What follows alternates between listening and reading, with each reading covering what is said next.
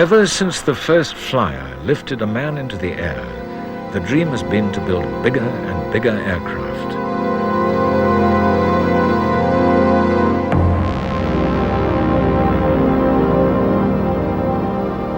This is the latest, the C-5 Galaxy, big enough to carry 2 helicopters, 6 coaches, or 100 cars. Its cargo hold is longer than the length of the Wright brothers' first flight.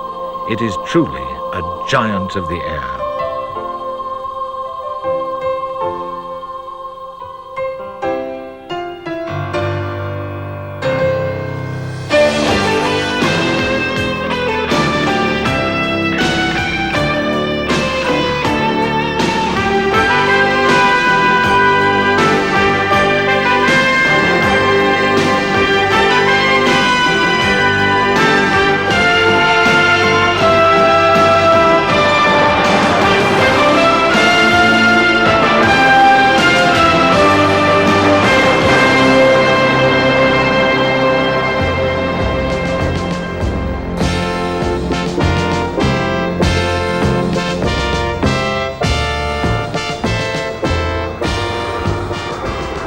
Throughout aviation's lifetime, aircraft have been used as beasts of burden. The military especially have always needed a flying truck. Today, this is the workhorse of the skies. The C-130, the ubiquitous Hercules, flown by almost every air force in the Western world. It'll do anything you ask it to do. It's a forgiving aeroplane. From a pilot's point of view, it handles remarkably well. You have an empathy with the machine. I've flown it now for nearly 5,000 hours, and I can't think of anything else that I'd prefer to fly. It just fits around you as though you're part of it. It's nicknamed the Fat Albert, certainly in the RAF, and I think all over the world.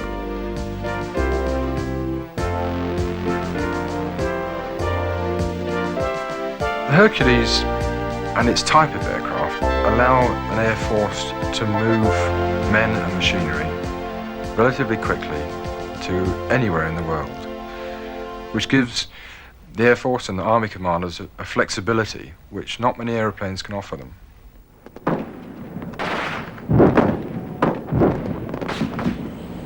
In war, the C-130 has proved itself a tough and reliable friend. In 1968, in Vietnam, nearly 100 C-130s flew in supplies to a force of US Marines cut off and besieged in Khe Sanh by the North Vietnamese army. For 77 days, the Hercules was Khe Sanh's lifeline.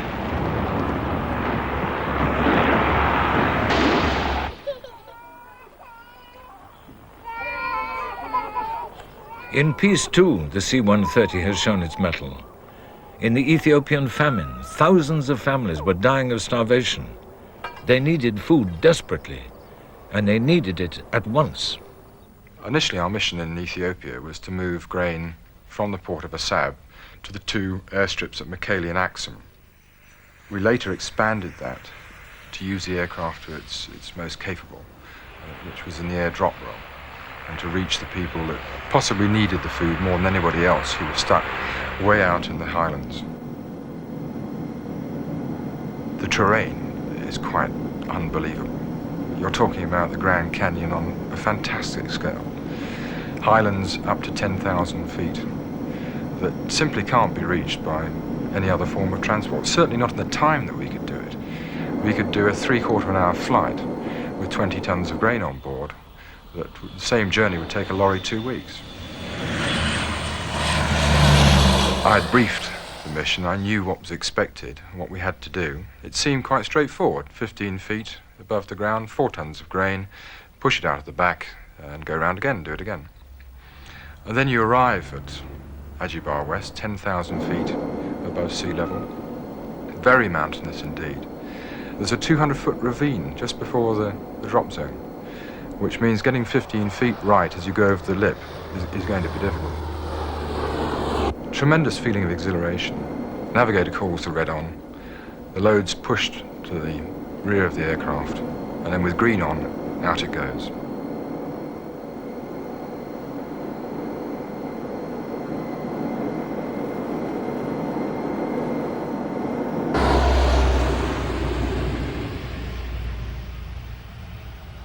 My memory of Ethiopia, without a doubt, is the most satisfying and exhilarating time of my life. We went out there with an opportunity to do something. Within 5 days of arriving there, we knew that people were getting the food that we were delivering to them. You could see them eating it. And I don't think anybody could be failed to be moved by that. I certainly wasn't.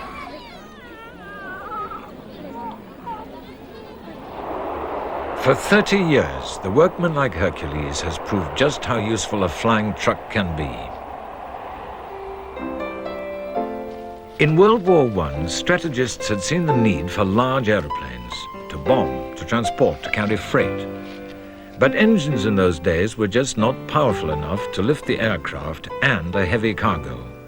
A 500-pound bomb was the most this Handley Page 0400 could carry. Designers tried various ways to get round the problem. In 1921, the Italian Caproni built this monster, the triple hydro triplane, to see if a larger wing area was the answer. It flew twice before it was abandoned.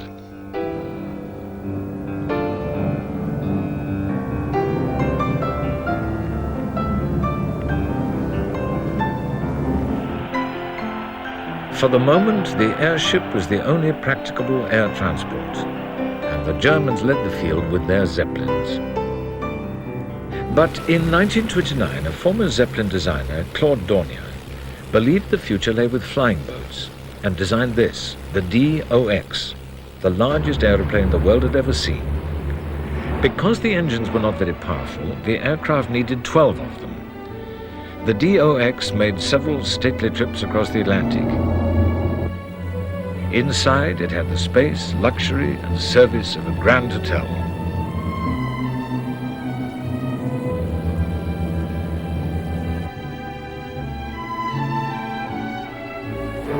On one of its flights, it took off with 150 passengers, 10 crew, and 9 stowaways.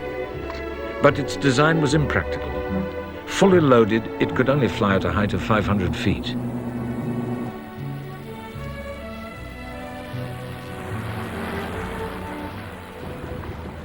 As a commercial venture, it was a hopeless proposition, and only 3 were ever built.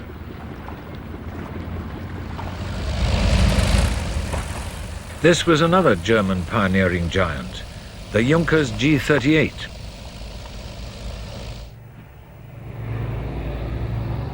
It had some novel features, including cabins in the wings for its passengers. But so much of its engine power was needed to lift the aircraft that despite its size, it could only carry 34 people. What air transport needed was something more effective, and this is the aircraft Germany came up with.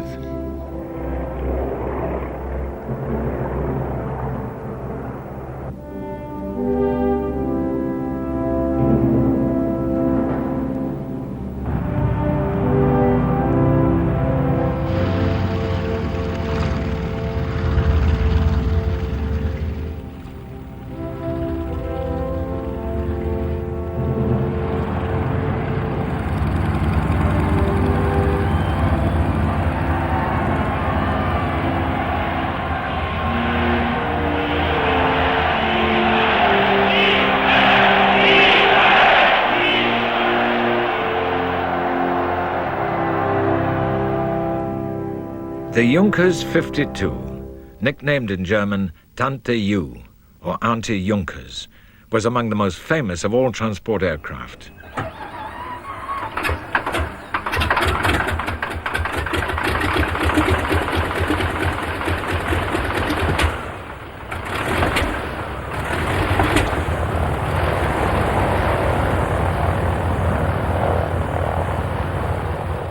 Nearly 5,000 were built. In the 30s, Lufthansa and many of the world's airlines used it to carry passengers. It remained in service for 40 years, but its greatest role was to be the transport aeroplane of Germany's Luftwaffe. Es war ein herrliches Flugzeug. It was a terrific plane. It was built entirely of metal by Junkers and was such a safe plane that, as a pilot, you had the feeling of being in a very comfortable limousine. Es war ein herrliches Gefühl. It was a great feeling, as a passionate flyer anyway, to fly this kind of plane, even into danger. You could rely on it, it was safe, it could be flown blind and did not need a large landing ground.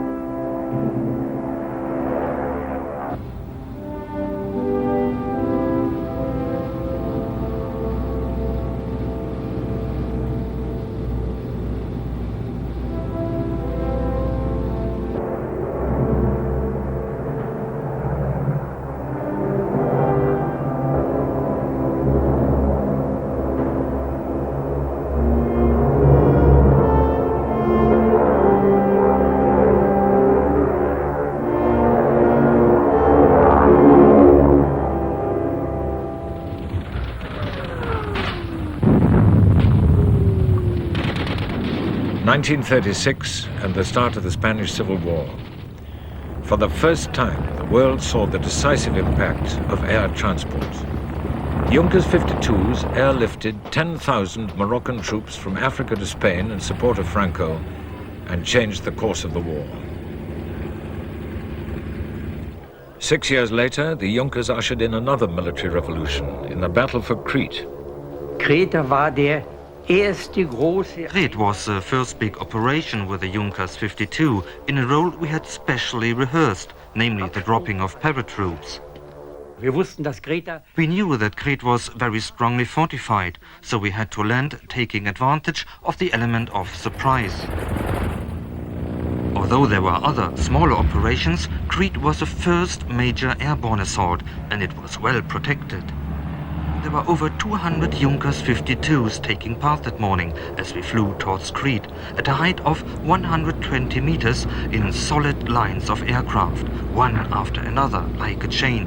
We carried many hundreds of paratroops ready to jump.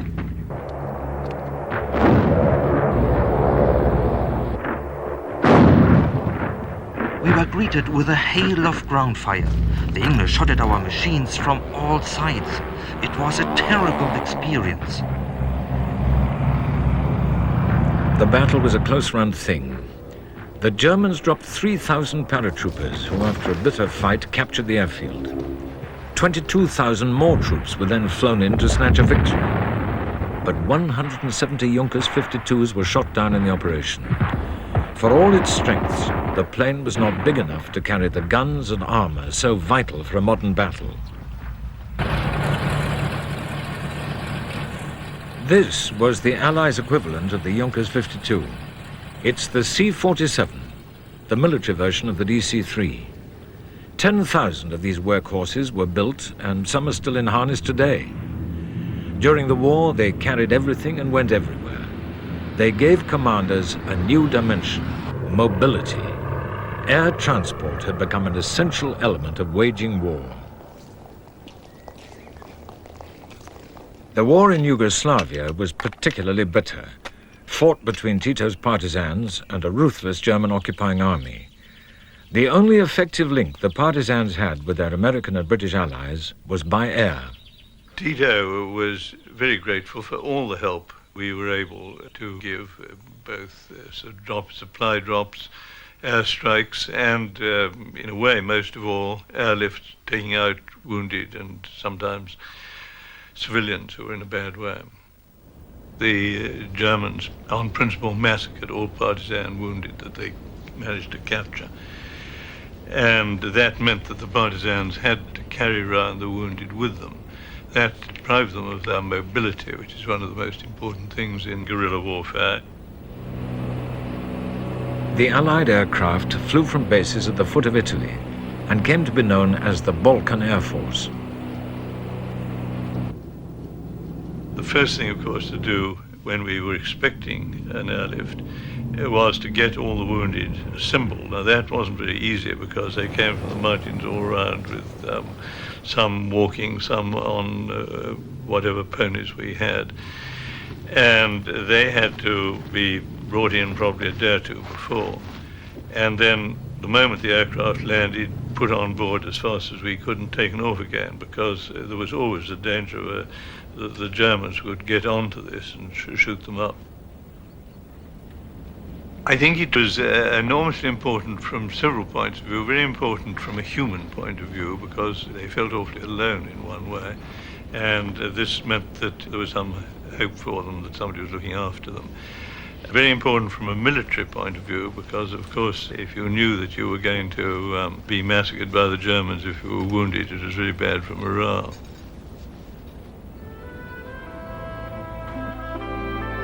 A lot of the wounded were people I knew personally, and I found enormous satisfaction myself in being able to help in this way.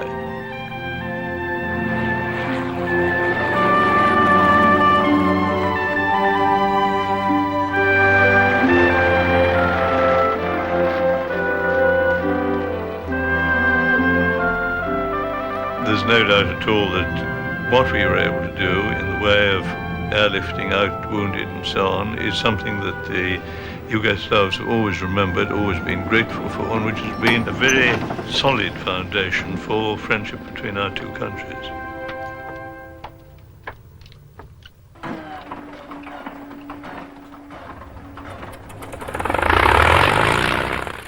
On the other side of the world, in China, there was another group of fighters relying on the C-47.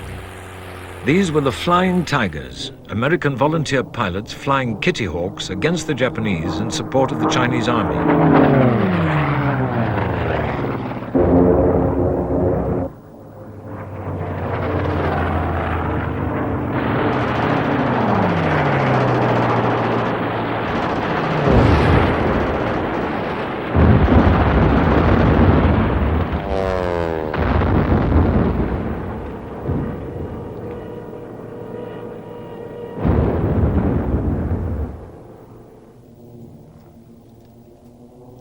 The only way these pilots could be supplied with the food, ammunition, and equipment they needed was from India, by air.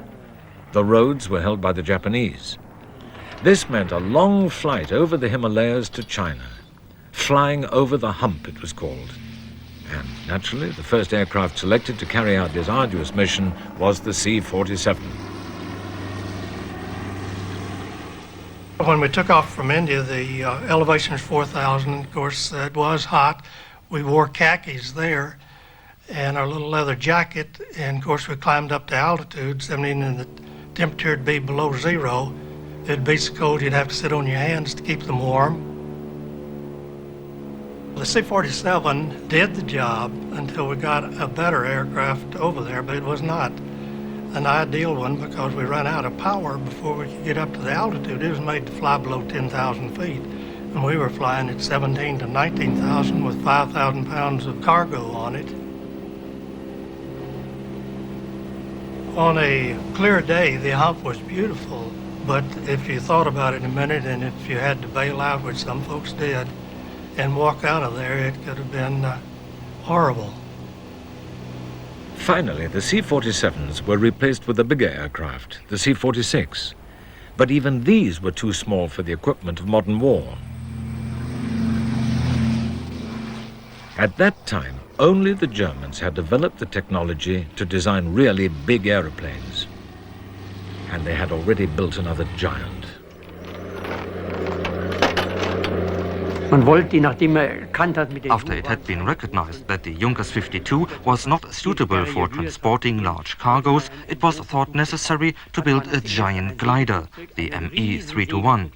It would then be possible to effect landings on a much grander scale than before. As a landing in England was then being planned, we hastened to build this massive glider, rated to carry one of our 20-ton Panzers and deliver it right up to the battlefront.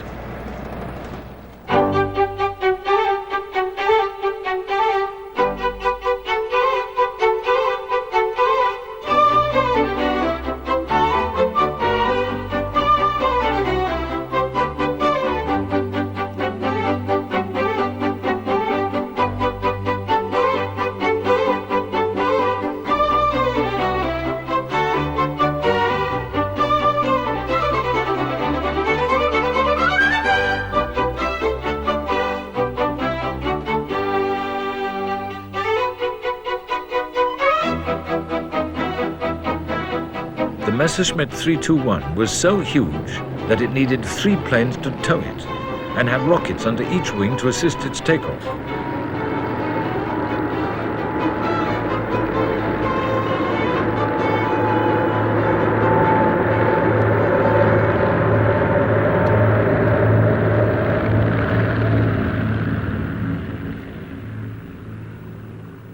When the invasion of England was called off, the glider concept was abandoned, and instead the decision was taken to put engines on the aircraft.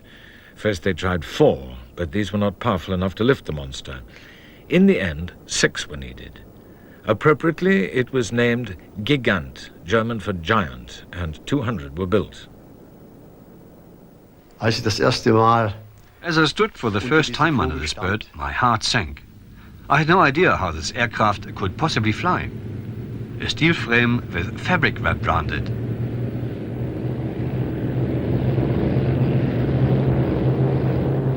At the beginning, I did not have much faith in it.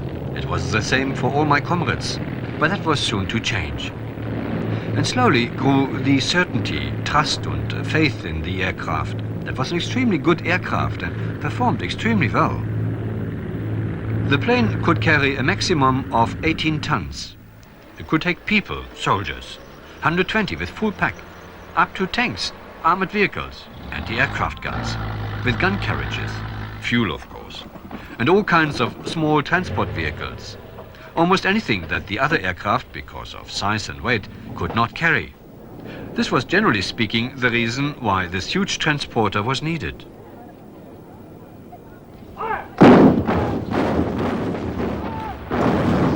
The fighting in North Africa was going badly for the Germans. The Afrika Korps, harassed by the British, desperately needed supplies. But the Mediterranean Sea was controlled by the Allies.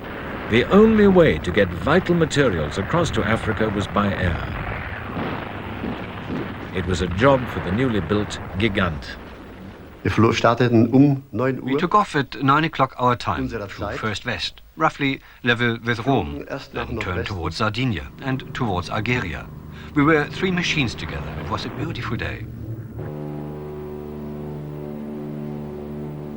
Suddenly, without warning, the shooting began. I had no idea whether it was our gunners behind me in the fuselage or perhaps our mechanics or radio operator, but I soon found out it was an enemy aircraft. We suddenly saw these 3 lumbering aircraft in front of us. The microphones had cracked open and the adrenaline had started to flow and everyone was a bit jumpy, and then we realised that they were in fact 323s. We'd seen them many times before. So we gradually closed on them to attack. And then as we drew level with them, the mid-upper gunner started to open fire and we could see the tracers pouring into him. I could see the shots rushing past me, to the right, to the left of the cockpit, and a few seconds later I knew that we had been damaged. Suddenly, this great lump came off the mid-upper section and he keeled over and went straight into the sea. I must have blacked out for a few seconds when we hit. When I came to, everything was burning. The oil was burning. Of the Marauder, I could see nothing. The Gigant was slow and vulnerable, yet in its day it could boast of being the biggest operational aircraft in the world. But across the Atlantic, the Americans were designing an aeroplane 10 times as big.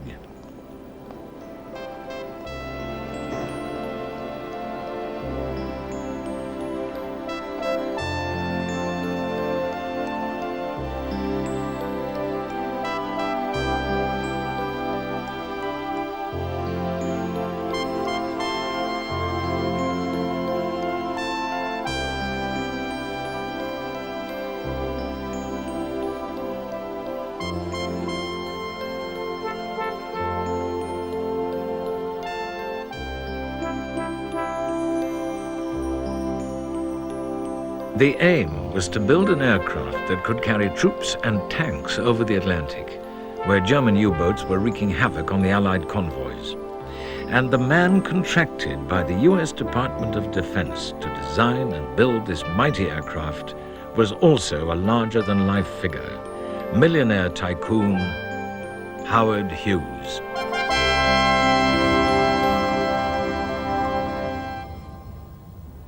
Pilot, plane maker, film producer, perfectionist, Hughes was a man who thought big but paid attention to the smallest detail. This habit caused delays from the start. Though the contract was signed in November of 1942, it was 44 before construction got underway.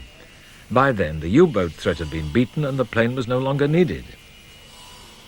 Probably the most remarkable thing about it was that it was one of the largest airplanes ever built of wood, completely of wood. The only metal in that was metal fittings and things like engine mounts and engines and that sort of thing. And of course, hydraulic system, the controls and the tubing. But basically the whole structure was wood. And beautifully done, just beautiful cabinet work in it. Hughes' constant changes of mind and interference slowed down work on the aircraft. Washington finally had had enough and cancelled the project. But a vigorous lobbying campaign by Hughes won a concession, the government's agreement that one aeroplane could be completed. 2 years later, the sections of the flying boat were ready to be moved to their assembly site at Long Beach. Well, at the beginning of the move, the moving crew were the most efficient crew I had ever seen.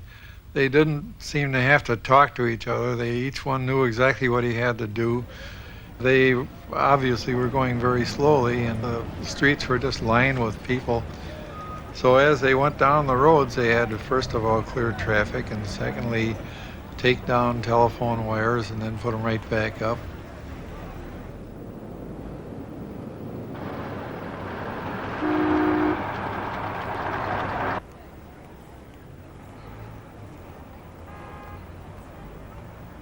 All during this time, there were just no hits, as this crew knew exactly what to do. It's just perfection.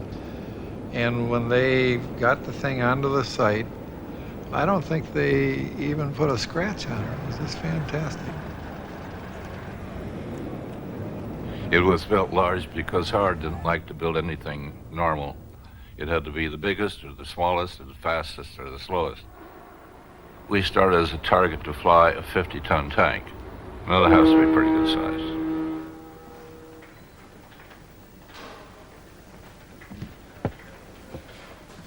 He was a perfectionist, but he couldn't make up his mind. He wanted to keep hassling around until he got the absolute best.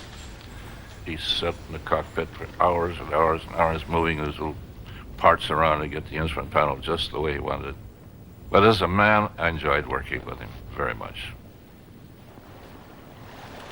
The continuing delays caused rumblings in Washington. The construction had swallowed vast sums of public money. Hughes was summoned to a Senate committee investigating the project. Its chairman, Senator Brewster, was on the warpath. You do solemnly swear in the matter now pending before this committee? But in front of the film cameras, Howard Hughes was in fighting form. Senator, may I ask a question? Well, now, if you'll just wait till I issue a subpoena for Mr. Mars. I've asked you whether or not you would produce him, and you said you didn't know, as I understand it. I don't remember if that was my answer. Well, what was your answer? I don't remember. Get it off the record. Well, now, Mr. Hughes, I'm asking you what your answer was. And we're not going to have this bickering back and forth. You are before this committee, and you're going to answer the question. You asked me just now about a reply that I made. My answer is I don't remember. Now, the man is taking it down there. Well, I'll ask you again. What? Will you bring Mr. Mars in at the 2 o'clock session? No, I don't think I will. Will you try to bring him in? No, I don't think I'll try. I've put the sweat of my life into this thing. I have my reputation rolled up in it. And I have stated several times that if it's a failure, I'll probably leave this country and never come back, and I mean it. On November the 1st, 1947, the giant flying boat was finally ready. Hughes prepared to take it out on taxiing trials. The aircraft was officially named the Hercules, but already it was known by everyone as the Spruce Goose. Obviously, flying crept in all of our minds because of the Senate investigation and the impact it would have. I was sitting in the co-pilot seat. We had, I think, 4 newspaper reporters aboard, and of course the Hughes crew. There were about 40 people aboard when we started to taxi. In the first taxi run, Howard had us looking out the windows and looking for logs and debris, and the only one who saw anything at all was Howard. He had better eyes than we did. And that run was about 35, 40 miles an hour, and everything seemed to be functioning well. After another, faster run, Hughes prepared the crew for one more go. And then he kind of casually turned to me and he told me to put the flaps down 15 degrees, and that's takeoff position.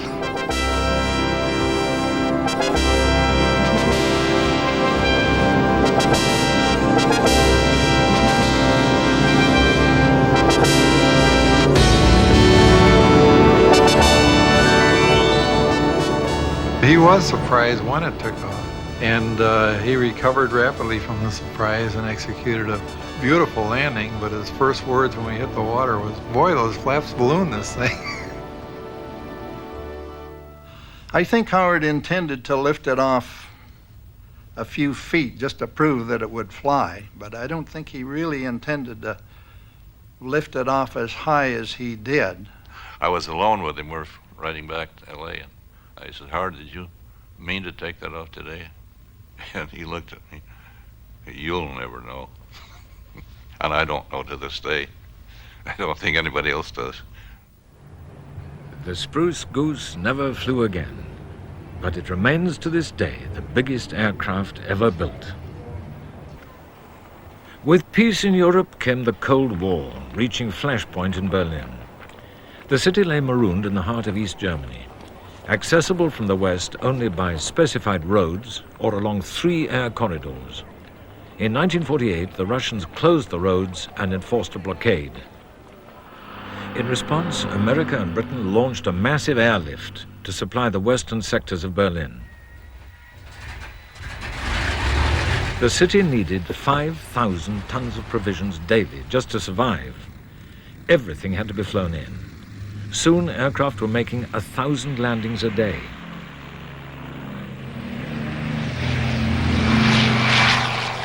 That air corridor was just like a jammed-up freeway. Take off, and you knew right behind you was a string of aircraft, just like they're on one continuous string. As you'd make a turn where you could look back, you'd see airplanes coming up off Rhine-Main in a steady stream. And up ahead of you, you could see airplanes above you and below you. And you knew it was very important to maintain that airspeed or you'd have some problems somewhere. Coming into Berlin and looking down, it happened to be a daytime on my first arrival. And looking at the city from the air, it was just remarkable to me because all it was, it looked like a cemetery of buildings. There were shells and of buildings. You could see right on down the foundations from the rooftops. And the devastation there was something I just wasn't prepared for. Well, we came over with about 4 airplanes, and I didn't know how many other airplanes were in the pipeline, but to supply a city of 2.5 million people with their warmth needs, with the needs for any meaningful employment, let alone the food requirements, it was a question in my mind that we could pull off anything like that. As soon as I arrived at Gatow, I was sent as part of the British team operating with the Americans a special surveillance radar. The radar made a constant flow of aircraft to the airfields possible and enabled them to maintain a landing rate about 1 every 90 seconds. Maintain your present elevation and continue vector 315. Now, I remember one Dakota captain complaining all the way in that he couldn't maintain height and that his controls were sloppy. When he arrived at Gatow, he made a fairly heavy landing, and it was only then he discovered that instead of his 3.5-ton load that he should have had as a Dakota, someone had inadvertently given him a York load of 10 tons.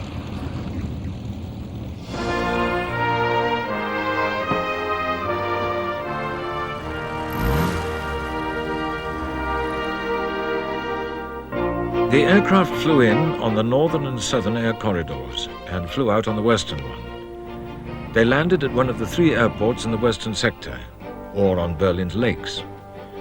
The schedule was relentless, aeroplanes arriving and taking off in an uninterrupted chain. If a pilot missed his landing, he had no second chance. He had to fly out immediately. Sometimes things went wrong.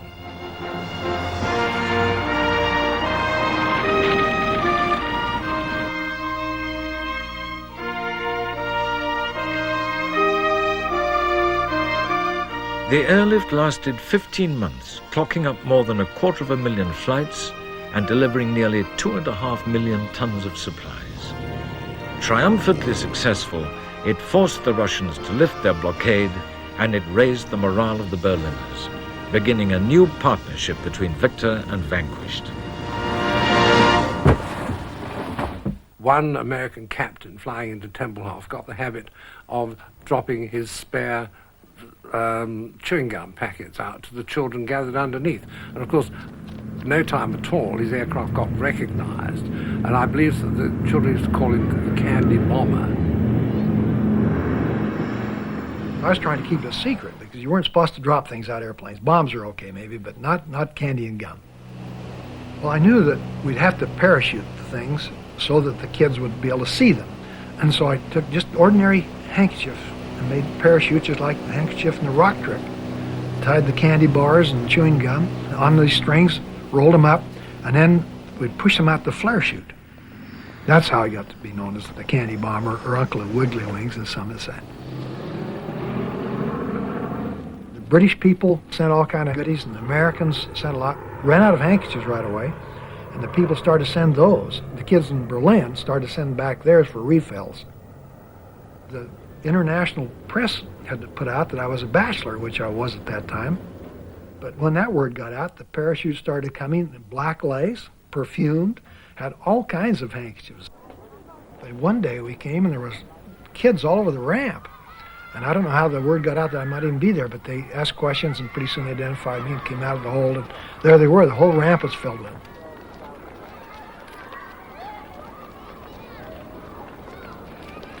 The thing I remember best about the Berlin airlift that feels good to me is working together with people we tried to destroy. And here it was in Berlin, the scene of some of the most devastating bombing, and the British and the Americans and the French pulling together with these same people that we're trying to destroy to save their life.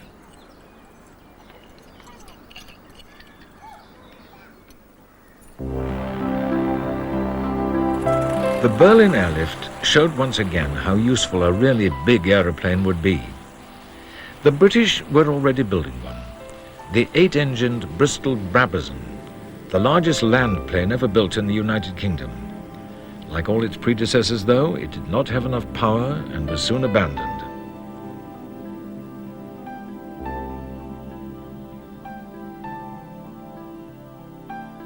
This leviathan of an aeroplane, the consolidated XC-99, was successful enough to be used by the United States Air Force as a carrier of especially large cargoes, but only one was ever built.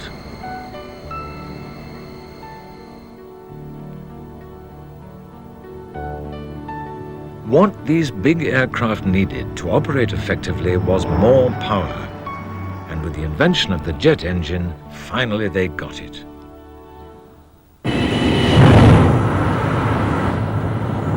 Designers of aircraft always want more power, but they also want lower fuel consumption.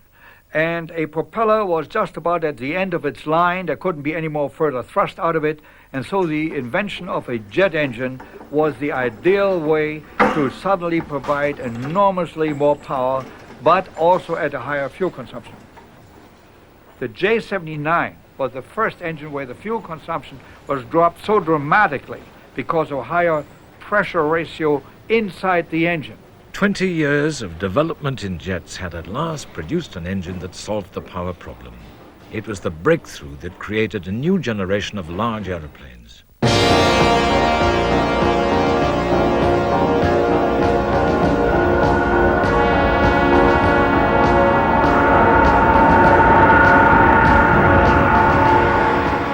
Big transporters like the C-141 Starlifter.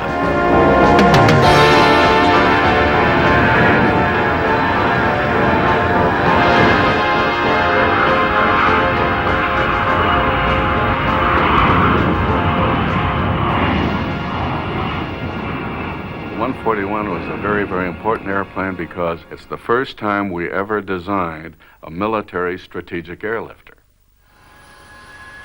The jet age brought to us what we've been looking for so very, very long, and that is speed, long range, heavy payload. That's what airlift requires, and that's what the jet age ushered in for us. And the 141 was the first jet airplane designed to do a military airlift job, and a superb machine it is.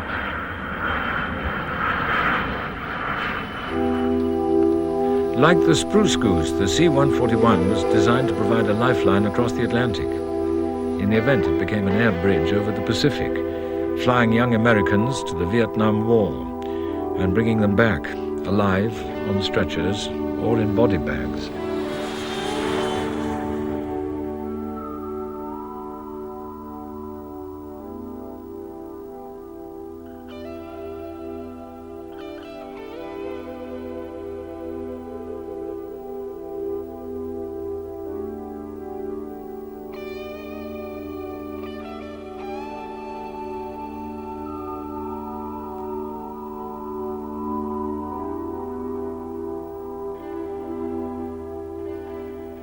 Vietnam would be perhaps hours of boredom interrupted by moments of extremely frightening situations. We've been doing ambush operations off a major highway northwest of Saigon, and at one point I walked back, and as I was approaching the edge of our ambush position, an enemy soldier opened up from a concealed position and got me. Thank God he was a young soldier, because an AK-47 is uncontrollable automatic fire. He didn't hold the weapon down, and the entire 30-round clip was fired, of which I think one, maybe two bullets struck me, and the rest went over my head. The men made some sort of a poncho stretcher, and I was sort of dragged to a landing zone in a rice paddy and put on board a helicopter, taken back to a field hospital outside Saigon. After I stabilized in the hospital, I would think not more than 4 or 5 days, we boarded the C-141. But I was seriously wounded, a lot of pain, and a lot of medical procedures were being performed on me. I was just very, very uncomfortable. And the first real feeling of any security I had was when I saw the airplane. I knew what it was, but that was my Freedom Bird, that was my ride home. No one went to Vietnam thinking that they would come home seriously wounded. You thought about living, you thought about dying, the horrible things, but never about having to come back helpless. The C-141, that's where it fit in our experience. It was there when we needed it. There was no other way back to the States quickly.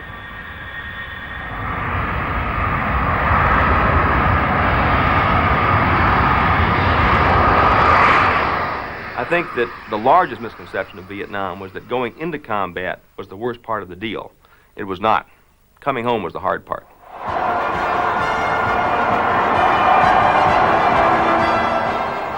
As the Vietnam War was drawing to a close, Lockheed unveiled an even bigger aircraft. So big that just 17 of them could have carried out the entire Berlin airlift.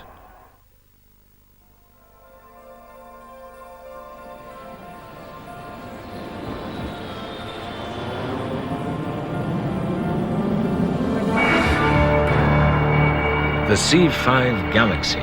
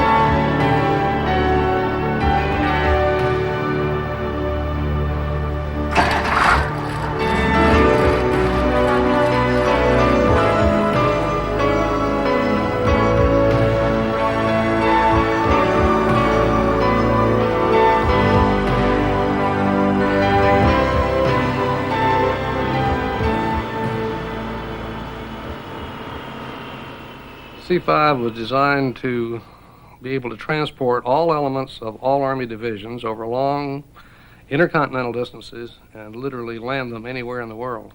At the time it was designed, it was the largest airplane that ever been built, and by a rather wide margin. It was about twice as heavy as a previous airplane. There are a lot of ways to characterize the C-5. One is that the main cargo compartment will hold 6 Greyhound buses. The fuel capacity is equal to the entire weight of a C-141. The paint on the airplane is over a ton of paint on it. And so from any way you measure it, it's an impressively large airplane. Historically, aircraft designers have always needed more power. The C-5 was that happy circumstance in which suddenly an engine was available to us with sufficient thrust and performance to make the airplane concept a successful one.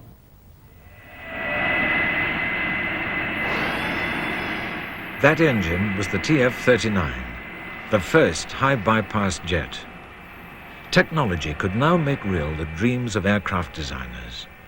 Without the tremendous power of these new engines, the C-5 would have needed 12 ordinary jets and suffered all the problems of the past.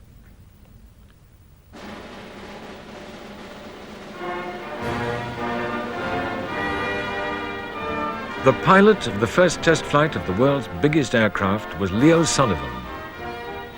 I received lots of letters and quite a few phone calls asking me if I had my right senses about me in order to fly the aircraft. Some of them felt that it would never fly. We know it will never fly. God didn't mean for it to fly. Other people said that we were going to die in the aircraft because nothing that big should go in the air.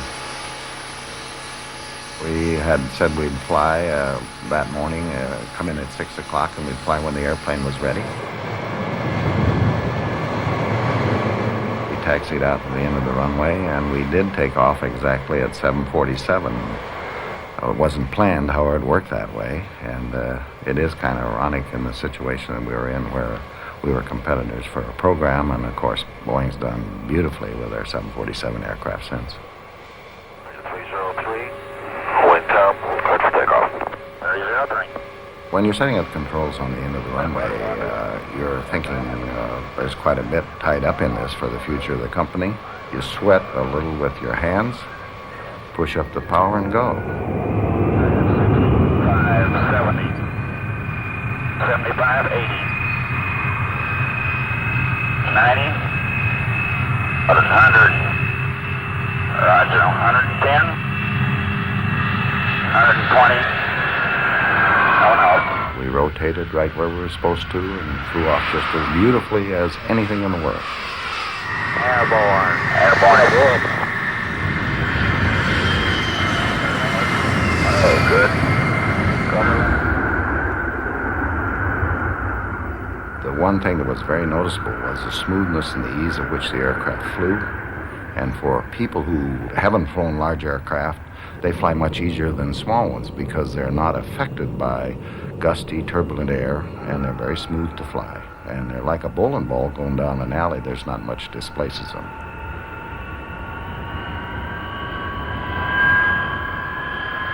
The C-5 represented to Mac the first opportunity to take integrated fighting forces together with their important firepower and deliver it to the point of battle. We never could do that before. So the C-5 gave us the capability of saying, okay, United States Army, United States Marines, United States Air Force, we'll move you with the firepower you need to gain and hold ground, and then we'll resupply it. In fact, it was the Israelis, pressed dangerously hard in the Yom Kippur War, who were the first to benefit from the C-5's prodigious airlifting capability.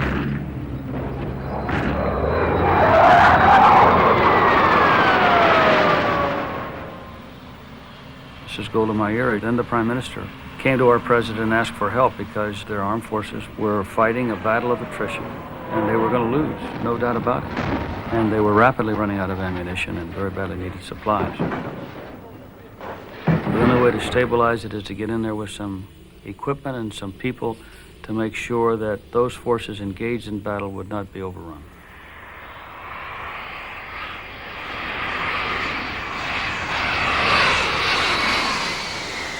We found ourselves in a very difficult international position. We would certainly have liked to have done that airlift just with commercial airplanes. It would have been much more acceptable to the world. But we found that the commercial airlines, first of all, couldn't do it with some of the very heavy equipment. And those that did have some limited capability to do what was needed were not terribly interested in it because of their relationships with not only Israel but with the Arab world. And they didn't want to get embroiled in a very, very difficult political situation. So the only people that then could do it was the Military Airlift Command, our airplanes. The arms and equipment flown in by the C-5s in response to Israel's cry for help had a decisive impact on the war. It was an impressive display of what earlier military strategists had always claimed a big aeroplane could achieve. Yom Kippur, without any question in my mind, demonstrated the need for military airlift that is long-range, high-speed, responsive, and capable of carrying military equipments. And if you're going to provide that kind of capability, you must have an airplane, a military design like the C-5 to get that job done. It's a lesson others have learned. Today, the biggest operational aircraft in the world is no longer the C-5, but the Russian Antonov 124, if only by a few feet. History has shown the value of these giants of the air, and the technology of the superpowers has finally made them work.